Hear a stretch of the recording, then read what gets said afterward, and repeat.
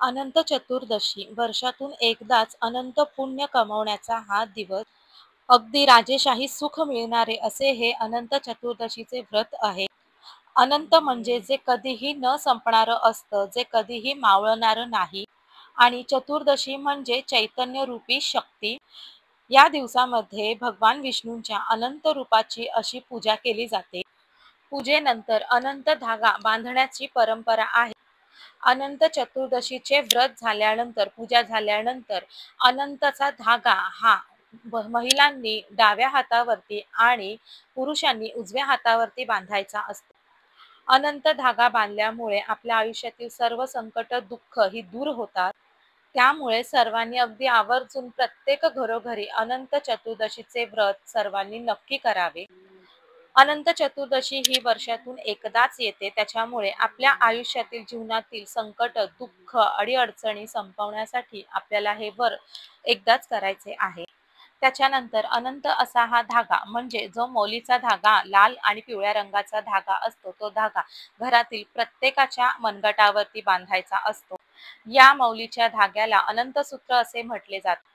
या दिवसामध्ये आपल्याला भगवान विष्णूंची सेवा करायची आहे. त्याचबरोबर अनंताची आरती करून झाल्याच्या नंतर अनंताचा धागा म्हणजे अनंताचं सूत्र आपल्याला हातामध्ये बांधायचा आहे.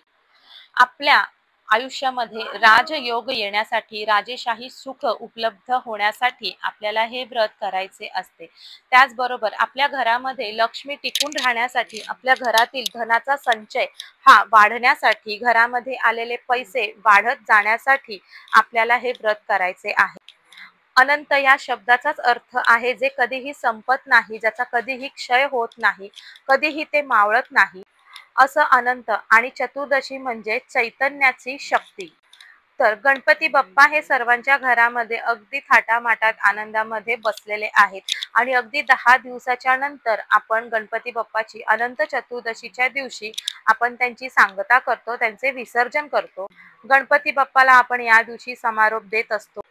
आणि या दिवशी पौर्णिमा देखील आहे. तर पंचांगानुसार आपण अनंत चतुर्दशीचे व्रत हे शनिवारी 6 सप्टेंबर रोजी आपण दिवसभरामध्ये कधीही करू शकतो.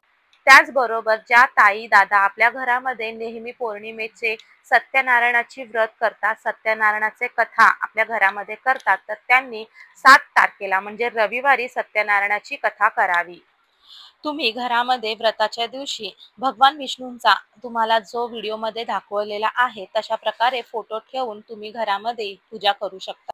गतवैभव प्राप्त करण्यासाठी, लक्ष्मी मातेला स्थिर करण्यासाठी, श्री विष्णू भगवानांना प्रसन्न करण्यासाठी, त्याचबरोबर शेषनाग आणि यमुना देवी, यमुना नदीला प्रसन्न करण्यासाठी हे व्रत केले जाते.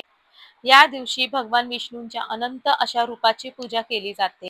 आणि पूजा झाल्याच्या नंतर अनंतचा धागा म्हणजे जे मौलीचा धागा, जो लाल आणि पिवळ्या रंगाचा धागा असतो, तो बांधला जातो.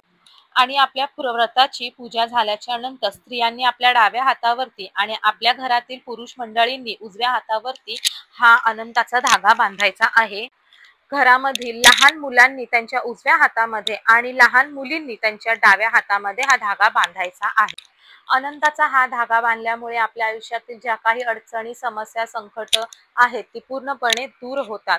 आता हे व्रत करताना महिलांना जर मासिक धर्म असेल तर त्या महिलेने हे व्रत करू नये. घरातील इतर व्यक्तींकडून, इतर मंडळीकडून हे व्रत त्या दिवशी करून घ्यावे. त्याचबरोबर घरामध्ये जर सुतक आणि विटळ असेल तरी देखील आपण हे व्रत करू शकत नाही. त्याचबरोबर मासिक धर्म असलेल्या स्त्रियांनी हे व्रत झाल्याच्या नंतर म्हणजे तुमचा जेव्हा मासिक धर्म संपणार असेल तेव्हा तुम्ही हा अनंताचा धागा तेव्हा तुम्ही बांधू शकता. शनिवारी 6 सप्टेंबर रोजी अगदी दिवसभर किंवा रात्री उशिरापर्यंत जरी तुम्ही ही सेवा केली तरी देखील चालणार आहे. अत्यंत महत्त्वाची आणि प्रभावी अशी ही सेवा आहे. म्हणून सर्वांना आवर्जून मनापासून सांगणे आहे की ही सेवा प्रत्येकाने करावी, चुकवू नये. या दिवशी अनंत म्हणजे विष्णूची पूजा करतात आणि अनंताचे व्रत करतात. हे काम्य व्रत असून याचा कालावधी 14 वर्षांचा आहे. आपल्यावर जे काही आलेले संकट आहे ते दूर व्हावे आणि आपल्याला पुन्हा वैभव प्राप्त व्हावे म्हणून सतत 14 वर्षे 14 गाठी असलेली रेशमी दोरा अनंत मानून त्याची पूजा करून हे व्रत पूर्ण करत असतात।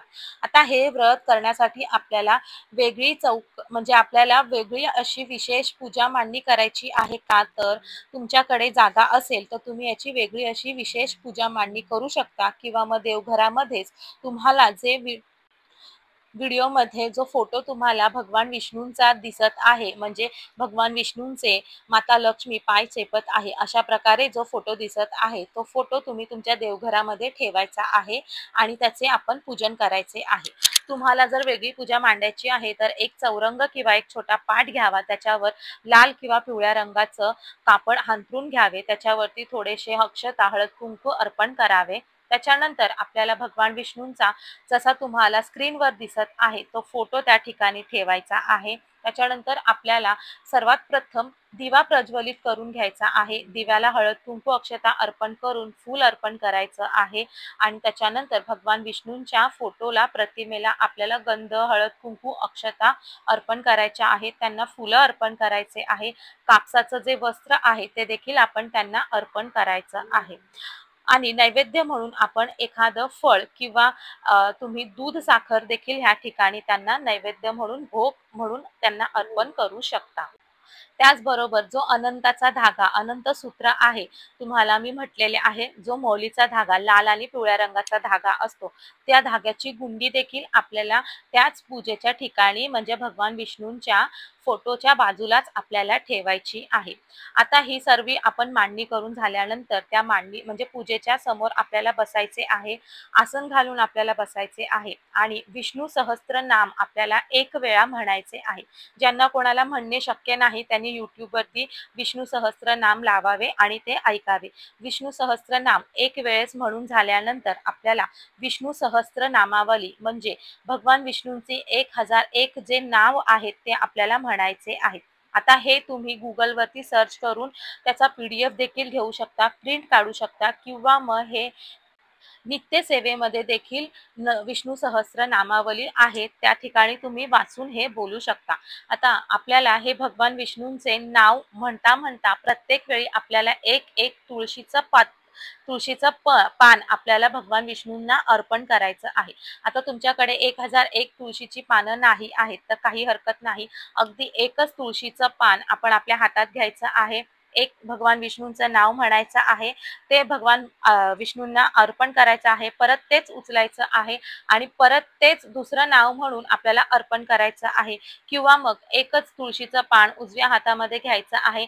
पूर्ण विष्णू सहस्त्र नामावली आपण म्हणायची आहे आणि पूर्ण सहस्त्र नामावली म्हणून झाल्याच्या नंतर आपण ते तुळशीचं पान भगवान विष्णूंच्या चरणी अर्पण करायचं आहे, कारण भगवान विष्णूंना तुळस ही अतिशय प्रिय आहे आणि ह्या प्रकारे आपण तुळशीचे अर्चन केल्यामुळे भगवान विष्णू आपल्यावरती अत्यंत प्रसन्न होणार आहेत। त्याचबरोबर अनंतची एक व्रत कहाणी देखील आहे, अनंत व्रताची कहाणी देखील आहे, ती कहाणी देखील तुम्ही वाचू शकता। त्याचा गुगलवरती तुम्हाला PDF मिळून जाईल, ती त्या ठिकाणी तुम्ही ते वाचू शकता आणि अनंताची कहाणी व्रत वाचून झाल्याच्या नंतर अनंताची आरती देखील आपल्याला करायची आहे। अनंताची आरती ही मी डिस्क्रिप्शन बॉक्समध्ये देणार आहे, डिस्क्रिप्शन बॉक्समध्ये चेक करून तुम्ही त्याप्रमाणे ती आरती म्हणावी आणि आरती म्हणून झाल्यानंतर घरातील इतर सदस्यांनी पूजेचे पूर्णपणे प्रार्थना करावी, पूजेच्या ठिकाणी बसावं, नतमस्तक व्हावं, भगवान विष्णूंच्या चरणी नतमस्तक व्हावं, प्रार्थना करावी, जी काही इच्छा आहे भगवान विष्णूंच्या समोर व्यक्त करावी आणि त्याच्यानंतर आपण जो धागा त्या ठिकाणी ठेवलेला आहे तो प्रत्येकाने आपल्या हातावर म्हणजे महिलांनी स्त्रियांनी मुलींनी आपल्या डाव्या हातावर आणि पुरुषांनी मुलांनी आपल्या उजव्या हातावरती बांधून घ्यायचा आहे।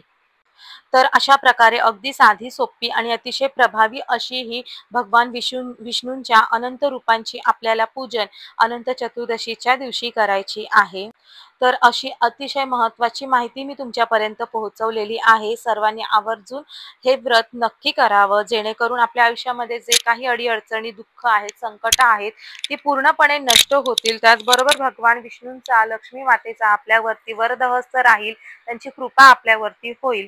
तर आजचा व्हिडिओ तुम्हाला आवडला असल्यास व्हिडिओला लाईक करा, व्हिडिओ जास्तीत जास्त शेअर करा, चॅनलवर नवीन असाल तर सबस्क्राईब करा. पुन्हा भेटू अशाच एका नवीन माहितीच्या सोबत. तोपर्यंत सर्वांना श्री स्वामी समर्थ. जय महाकाली.